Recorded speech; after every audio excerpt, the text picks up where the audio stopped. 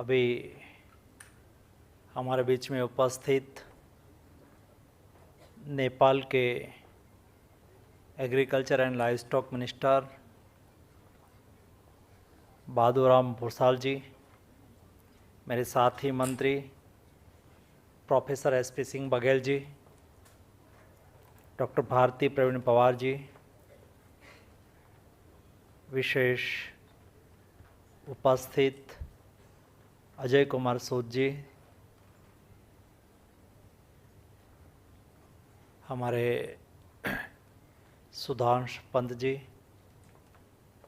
अमिताभ कांत जी, सभी विविध देश से आए हुए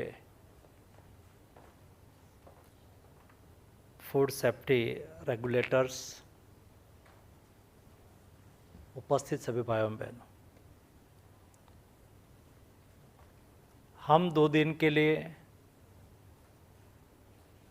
फूड सेफ्टी पर डिस्कशन और डेलिब्रेशन करेंगे। मैं मानता हूं कि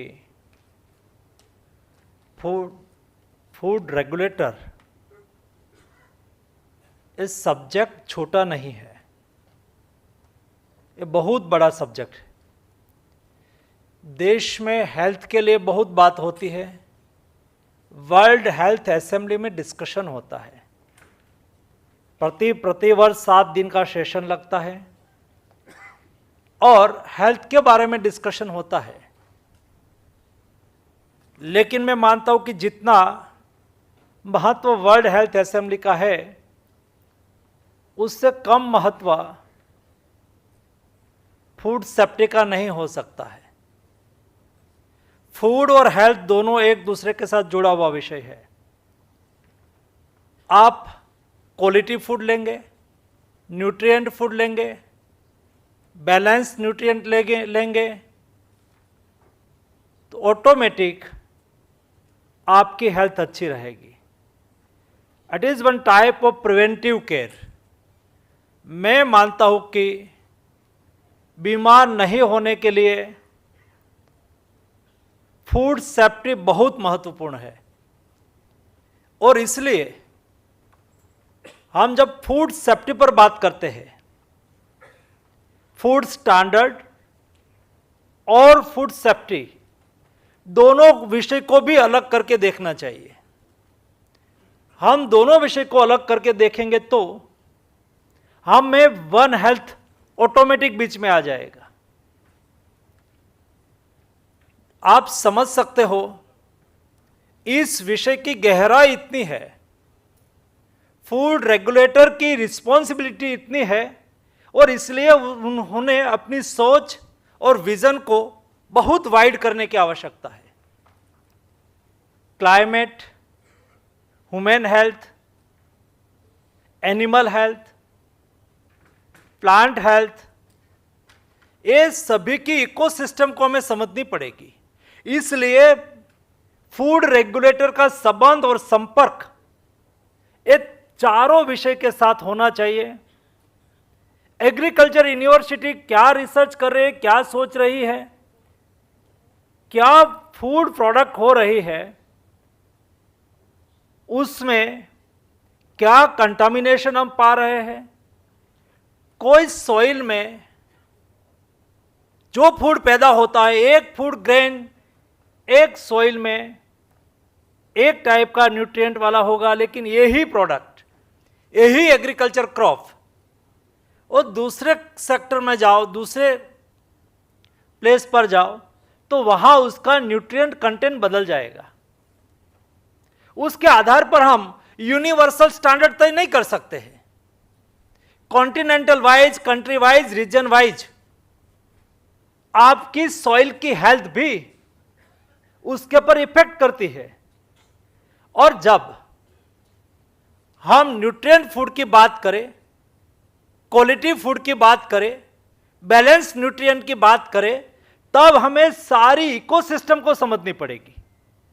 हम एक स्टैंडर्ड आज हर रीजन वाइज, हर कंट्री वाइज उनकी सॉइल में न्यूट्रिएंट कंटेंट क्या है, एक देश में भी एक ही कंटेंट होता है ऐसा नहीं है, लेकिन जब कोई व्यक्ति जहां पैदा होती है, उसका जो डीएनए है, उसको भी one part of this study, हमें स्टडी का पार्ट बनाना चाहिए कि वो कौन सा फूड खा, उसका डीएनए, उसका माता पिता का फूड क्या था, उसका जो वो जहां पैदा हुए हैं वहां का क्लाइमेट कैसा है, वहां की क्लाइमेटिक सिचुएशंस क्या है, एक डिटेल अध्ययन करके हमें कोई क्षेत्र के लिए फूड स्टैंडर्ड या फूड स्टैंडर्ड तय करना चाहिए। तब जाके हम हमारी हेल्थ को सुनिश्चित कर पाएंगे। फूड ग्रेन्स, फूड सिक्योरिटी और फूड हेल्थ सिक्योरिटी दोनों भी डिबेट करने जैसा विषय है। फूड सिक्योरिटी, फूड हम कहां से भी फूड ग्रेन्स हम इंपोर्ट कर सकते हैं, फूड ग्रेन्स प्रोडक्शन हम बढ़ा सकते हैं, लेकिन एक फूड ग्रेन में जो न्यूट्रिएंट है, दूसरे कंट्री में आपने जब एक्सपोर्ट किया, वो देश ने फूड ग्रेन मंगाया, तब वहां फूड कोड बदल जाता है, क्योंकि वहां के नागरिक को कौन से फूड की रिक्वायरमेंट है, वो जो कुल होल ऑफ फूड दिन में लेते हैं उसमें न्यूट्रिएंट वैल्यू क्या है, और वहां जो आया है फूड ग्रेन, उसके न्यूट्रिएंट वैल्यू क्या है। दोस्तों, उससे आपको पता चलता होगा कि विषय को कितना डीपली हमें देखना होगा। बिल्कुल हम आज चल पड़े हैं हेल्थ को ट्रीटमेंट की ओर। आप बीमार हुए, आपको बेस्ट ट्रीटमेंट मिलनी चाहिए, उसके लिए सारा प्रावधान होना चाहिए, हेल्थ सिक्योरिटी प्रोवाइड करनी चाहिए, हेल्थ को एक्सेसिबल और एफोर्डेबल बनानी चाहिए, विश्व के हर नागरिक तक हेल्थ एक्सेस हो उसके लिए प्रयास करना चाहिए। ये एक बात है, लेकिन इतना ही महत्वपूर्ण विषय है, देश के, विश्व के हर नागरिक को न्यूट्रिएंट फूड मिले। न्यूट्रिएंट फूड के साथ साथ फूड सेफ्टी हम कैसे रेगुलेट करें। Myself is fertiliser minister also, मैं फर्टिलाइजर मिनिस्टर भी हूं। Myself is chemicals minister also, मैं केमिकल्स मिनिस्टर भी हूं। दोस्तों, जिस तरह से हमारे पेस्टिसाइड की इफेक्ट फूड में आ रही है, एक्सेस और over use chemical fertiliser, unbalance use of chemical fertiliser, उसकी इफेक्ट क्लाइमेट पर भी आ रही है, उसकी इफेक्ट सॉइल पर भी आ रही है, उसकी इफेक्ट फूड ग्रेन पर भी आ रही है। उसके लिए हम क्या करें। मैं मानता हूं कि इसलिए ही ये विषय जब देश के प्रधानमंत्री जी के सामने आया, हम बैलेंस केमिकल्स फर्टिलाइजर का यूज करें, सॉइल को बचाए, ग्राउंड वाटर उसको अच्छा रखे, उसके लिए बैलेंस केमिकल्स फर्टिलाइजर का यूज कैसे हो। पीएम प्रणाम करके हमने एक स्कीम लॉन्च की, सारे देश के हर नागरिक तक, हर किसान तक, हर गवर्नमेंट, लोकल गवर्नमेंट हो, स्टेट गवर्नमेंट हो, सेंट्रल गवर्नमेंट हो, एक होलिस्टिक अप्रोच के साथ वो प्रयास करे कि केमिकल्स फर्टिलाइजर का यूज बैलेंस हो, अल्टरनेट फर्टिलाइजर का यूज हो, नेचुरल फार्मिंग हो, ऑर्गेनिक फार्मिंग हो, उसका व्याप बढ़ाने के लिए हमने प्रयास किया है। पीएम प्रणाम योजना के द्वारा जिस राज्य, लोकल बॉडी से लेकर स्टेट गवर्नमेंट जो प्रयास करेगी अल्टरनेट फर्टिलाइजर यूज करने के लिए, बैलेंस फर्टिलाइजर यूज करने के लिए, कॉमा इनटू इनवाइटेड कॉमा, वो केमिकल्स फर्टिलाइजर्स को कैसे कम यूज करे। जितना कम यूज करेगा उसके पीछे जो सरकार की सब्सिडी लगती है, आज लास्ट ईयर 2,54,000 करोड़ की सब्सिडी भारत सरकार ने केमिकल्स फर्टिलाइजर के पीछे खर्च किया है। Not only for India but दुनिया के सारे देश अपनी अपनी तरह से किसान को सपोर्ट करता है, लेकिन वो कम केमिकल्स फर्टिलाइजर का यूज करके अल्टरनेट फर्टिलाइजर को प्रोत्साहित करे। उसके लिए पीएम प्रणाम योजना के द्वारा कोई भी state government chemicals fertiliser use करके सब्सिडी सेविंग करेगा, वो सब्सिडी अल्टरनेट फर्टिलाइजर या तो नेचुरल फार्मिंग और ऑर्गेनिक फार्मिंग को प्रोत्साहित करने के लिए स्टेट गवर्नमेंट को पास ऑन की जाएगी। ऐसा प्रयास करके, क्योंकि ये सब सेक्टर ऐसा है, सब विषय ऐसा है, केवल कोई एक गवर्नमेंट प्रयास करेगी कोई सिंगल कंट्री प्रयास करेगी, समाधान नहीं होगा। समाधान निकालना है। हम तो वसुधैव कुटुंबकम की धारणा पर काम करने वाले लोग हैं। हमारे अमिताभ कांत जी G20 की शेरपा के रूप में काम कर रहा है। उन्होंने हमें स्लोगन दिया है वन हेल्थ का, वन वर्ल्ड का। एक दुनिया एक परिवार है और सारी दुनिया की चिंता के साथ हमारी चिंता होती है। केवल हम हमारी ही चिंता कर ले तो समाधान नहीं होगा। हेल्थ एक ऐसा सब्जेक्ट है, फूड एक ऐसा सब्जेक्ट है, उसमें दुनिया की चिंता के साथ हमारी चिंता होती है। केवल हम सेफ हो जाएंगे, दुनिया सेफ नहीं हो जाएगी। जो हमें दुनिया को सेफ करना है तो हमें भी सेफ होना पड़ेगा। हमें सेफ होना है तो दुनिया को भी सेफ रखनी पड़ेगी। और इसलिए ये धारणा के साथ, ये फिलोसॉफी के साथ हम लोगों ने हमेशा काम किया है। आपने देखा होगा ड्यूरिंग कोविड क्राइसिस हमने केवल अपनी ही चिंता नहीं की। जो अपनी चिंता की होती तो हम दुनिया के साथ खड़ा नहीं हो पाते।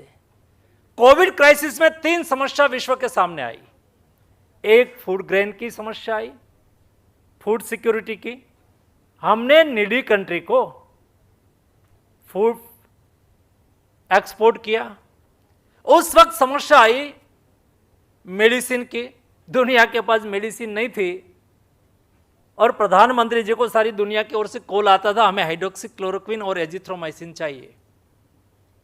और उस वक्त प्रधानमंत्री जी ने केवल देश की चिंता नहीं की। मुझे बराबर याद है 23 मार्च 2020 को देश में लॉकडाउन लगा था और 4 अप्रैल 2020 को शाम को प्रधानमंत्री जी का मुझे कॉल आया था और मुझे पूछा था कि देश में मेडिसिन की क्या स्थिति है। तो मैंने एनालिसिस करके प्रधानमंत्री जी को बताया कि देश की रिक्वायरमेंट के अनुसार हमारे पास हाइड्रोक्सीक्लोरोक्विन एजिथ्रोमाइसिन मेडिसिन है। तब प्रधानमंत्री जी ने हमें मार्गदर्शन दिया था कि जी नहीं, देश की रिक्वायरमेंट को तो पूरी करो ही करो, देश की चिंता तो करनी चाहिए, लेकिन ये समय है हमें दुनिया को मदद करनी चाहिए। और उस वक्त मोदी जी ने देश के सभी फार्मा कंपनी के साथ मीटिंग करके कहा कि आप प्रोडक्शन करिए। सभी को लॉकडाउन पास दिया गया। उस वक्त देश में लॉकडाउन की वजह से प्लेन नहीं उड़ते थे, इंटरनेशनल फ्लाइट भी बंद थी, लेकिन डेली 4 से 5 फ्लाइट केवल मेडिसिन लेने के लिए आती थी। 150 कंट्री को उस वक्त हमने मेडिसिन सप्लाई किया। लेकिन ये भी हमारी फिलोसॉफी के तहत इंडिया के लिए हेल्थ है कभी कॉमर्स नहीं रहा है। इंडिया के लिए हेल्थ है हमेशा सेवा रही है। हमारा स्लोगन सेवा है। और इसलिए उस वक्त हम चाहते, या तो हमारी कंपनी चाहती तो ज्यादा पैसा लेके मेडिसिन सप्लाई कर सकते थे, लेकिन 2 विशेषता रही। 150 कंट्री में इंडियन कंपनियों ने मेडिसिन सप्लाई की, प्राइस हाइक नहीं किया, प्राइस नहीं बढ़ाई, क्वालिटी के साथ कोई बार्गेनिंग नहीं किया। तब जाके दुनिया कहती है, पोस्ट कोविड में दुनिया कहती है इंडिया एक ऐसी कंट्री है जो विपरीत स्थिति में हमारे साथ रहती है और दोस्ती निभाती है।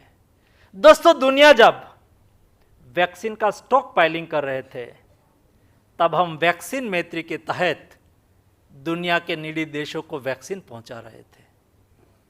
दोस्तों, हर संभव हम हमारे गेट पर, आप कोई भी यहां जो विदेश से आए हुए रेगुलेटर है, कोई परिवार के में जाने का आपको अवसर मिले तो ध्यान रखना और पूछना कि आपने आपके गेट के द्वार पर क्या लिखा है, गेट पर क्या लिखा है।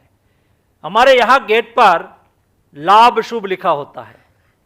लाभ मीन्स स्वयं का कल्याण हो, स्वयं का भला हो, मेरा हो, सारी दुनिया विश्व की सारी सभ्यता सोचेगी।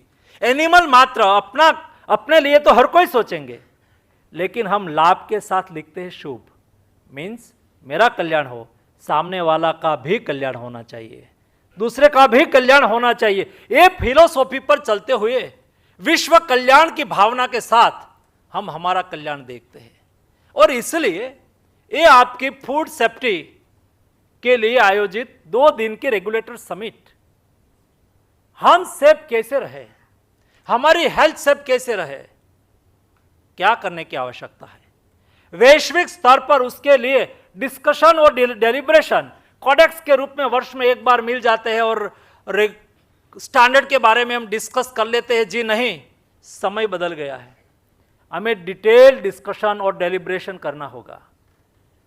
जैसा वर्ल्ड हेल्थ असेंबली लगती है वैसे फूड सेफ्टी के लिए कोई रचना होनी चाहिए और उसके ऊपर डिस्कशन होना चाहिए।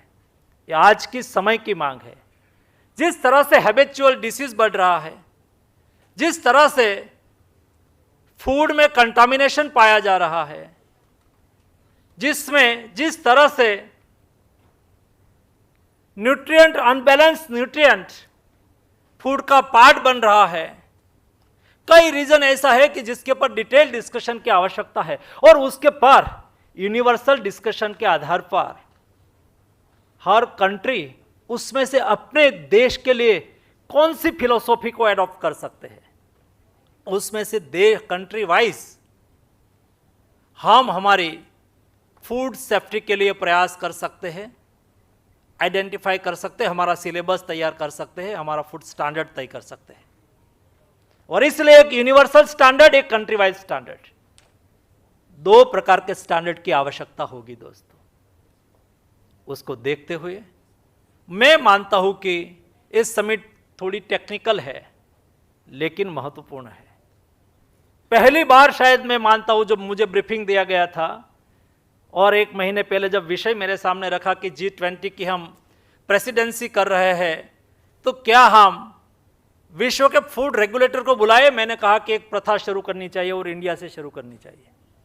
धीरे धीरे धीरे उसका व्याप बढ़ता जाएगा, मैच्योर होती जाएगी और एक बार एक बड़ा प्लेटफॉर्म के रूप में, इंटरनेशनल प्लेटफॉर्म के का स्वरूप उसको देना चाहिए। इस सोच के साथ आज आपकी 2 दिन की इस समिट का प्रारंभ हो रहा है।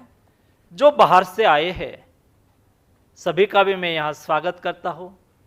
आप सब लोग मिलके food safety, food standard, food quality पर डिटेल डिस्कशन करेंगे और उसमें से जो इनपुट्स निकलेगा वो इनपुट्स अवश्य देश और दुनिया के लिए उपयोगी होगा। धन्यवाद।